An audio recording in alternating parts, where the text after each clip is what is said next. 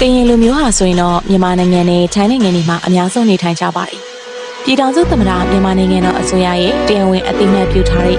လူမျိုး135မျိုးထဲမှာပါဝင်ပါတယ်။ပြည်ထောင်စုသမ္မတမြန်မာနိုင်ငံတော်အစိုးရကနေပြီးတော့တရားဝင်အသိအမှတ်ပြုထားတဲ့ကရင်လူမျိုးကတော့17မျိုးဖြစ်ပါတယ်။ဂေဘာကရင်လို့ခေါ်တဲ့ကရင်ဖြူလူမျိုး၊ပလေချီလို့ခေါ်တဲ့ပလေကီလူမျိုး၊စာဖြူလို့ခေါ်တဲ့မွန်ကရင်၊စကောကရင်၊တာလီပွားလူမျိုးပကူလူမျိုး၊ပွဲလူမျိုး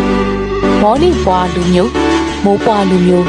ပိုးကရင်လူမျိုးဆိုပြီးတော့ရှိပါတယ်။ကရင်လူမျိုးတွေဟာဆိုရင်တော့အာရှတိုက်အလယ်ပိုင်းကနေမော်ဂိုပင်မမျိုးနွယ်ကြီးကနေဆင်းသက်လာပါတယ်။အဲဒီကနေတစ်ဆင့်မွန်ဂိုလီးယားတီဘက်နဲ့ယူနန်တွေကိုဖျက်ချော်ပြီးတော့မြန်မာနိုင်ငံကိုရောက်ရှိလာကြပါတယ်။ကရင်လူမျိုးဟာဆိုရင်တော့တီဘက်ဗမာနွယ်လူမျိုးတွေကနေအမျိုးကွဲသွားတဲ့လူမျိုးတွေလည်းဖြစ်ပါတယ်။ထီးစဲမဲ့ရွာလူမျိုးတွေဟာဆိုရင်တော့သူတို့ရဲ့တမိုင်းကိုတောင်းစိန်မြစ်ဆက်လက်စိတ်ကမ်းသယ်ပို့ခဲ့ကြပါတယ်။ကရင်တိုင်းရင်းသားတွေဟာဆိုရင်တော့အရင်ကတည်းကလူကြီးသူနာတွေရဲ့ဆုံးမစကားကိုတည်ယူတည်မှတ်သားလိုက်နာကြပြီးတော့နောင်လာနောင်သားတွေကိုပြန်လည်ဆုံးမတော်တင်တာ